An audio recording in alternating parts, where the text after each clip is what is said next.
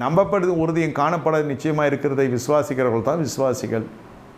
சூழ்நிலைகள் சாதகமாக இருக்காது, சந்தர்ப்பங்கள் சாதகமாக இருக்காது. ஒவ்வொரு அதிசயங்களும் உங்கள் வாழ்க்கையில் பாருங்கள்.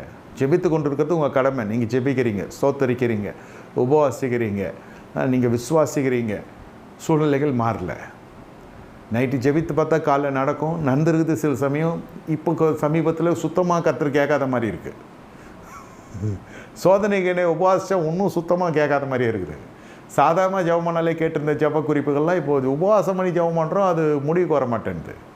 இப்படி இருந்தால் என்ன பிடிக்கிற விளையாட்டு இது? என்ன திருவிளையாடல்? தேவனோட திருவிளையாடல் வாழ்க்கையில் இப்படியெல்லாம் நினைக்க தோணுது. ஆனால் இங்கே ஊர்ஜிதப்படுத்தி தேவனுடைய தூதன் வந்து சொல்லுகிறான், நீங்கள் ஒரு குமாரனை பெறுவீங்க, பயப்படாதே, உன் வேண்டுதல் சமுதிரம் எட்டி இருக்கிறது, நீங்கள் குமாரனை பெறுவாய். நான் முதிர் வயது, என் பெண் ஜாதிக்கு இந்த பிரச்சனைலாம் இருக்குது, அதெல்லாம் தெரியாமல் தான் காபிரியல் அனுப்புகிறாரா கர்த்தர்? இல்லை, பேசுகிறது எவ்வளோனா நான் பேசலாம் சகரியாவுடைய அவிசுவாசத்தை குறித்து. அந்த சூழ்நிலையில் என்ன பேசுகிறாங்கன்றது தான் முக்கியம். நான் அதனால தான் உங்களுக்கு முன்கூட்டியே சொல்கிறேன், இந்த சூழ்நிலையை பாராமல் கர்த்தரை மட்டும் நோக்கி பாருங்கள், நீங்கள் ரட்சிக்கப்படுவீங்க. ஐயா, நான் ஏற்கனவே ரட்சிக்கப்பட்டேன், அந்த ரட்சிப்பு பழைய ரட்சிப்பையா, முடிவு போது நிலைத்து நிற்போம் தான் ரட்சிக்கப்படுவான். நீதிமானே ரட்சிக்கப்பட வேண்டும். நீதிமானே ரட்சிக்கப்படுவது அரிதானா? பாவிக்கும் தேவபக்தி அற்றவனுக்கு பங்கேது. என்றைக்கோ ரட்சிக்கப்பட்டோம், என்றைக்கோ சாட்சி சொன்னோம், அது இல்லை. ஆனால் தினமும் நமக்கு அந்த ரட்சிப்பு வேணும்னு சொல்கிறேன்.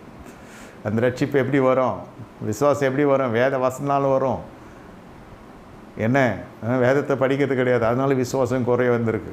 வேதத்தை படிக்க படிக்க படிக்க, நான் சொல்கிறது நல்ல ஃபுல் கான்சன்ட்ரேஷன் வச்சு படிக்கணும். எத்தனை அதிகாரம் படிக்கிறீங்கன்றது முக்கியம் இல்லை, எவ்வளோ கவனித்து படிக்கிறீங்க என்பது, எவ்வளோவாய் கர்த்தர் உங்களோடு இடைப்படுகிறார், எத்தனை வசனங்களில் கர்த்தர் உங்களோடு இடைப்படுகிறார் என்பதோ அதுதான் முக்கியம். சில பேர் ஜபத்துக்கு முக்கியத்துவம் கொடுப்பாங்க, வேத வசனம் வாசிக்கிறதுக்கு முக்கியத்துவம் கொடுக்கறதே கிடையாது. ஏன்? அப்புறம் விசுவாசம் இருக்காது. தீர்க்கதரிசிகள் மேலே விசுவாசம் இருக்கும். ஜபம் அங்கே நடக்குதுன்னா ஓடுற விசுவாசம் இருக்கும். அப்போ கூட அந்த உச்சக்கட்டம் இருக்கு இல்லையா, எனக்கு ஒன்றுமே நடக்கலைன்னுமா. பக்கத்தில் இருக்கிறவங்க நடந்துச்சு, என்ன பண்ணான், இப்படி ஒரு குத்து விட்டான், அப்படி ஒரு குத்து விட்டான், அவ்வளோதான், இதுப்பா இங்கே குத்து வாங்கின்னு வரதுக்கு தான் போச்சு. அப்புறம் வரப்பவும் சொல்லுவான், எனக்கெல்லாம் ஒன்றும் நடக்காது, எனக்கு முதல்ல தெரியும், யார் யாருக்கோ நடக்கும் அற்புதம்லாம், எனக்கு நடக்காது. அப்படி ஏன் போகிற?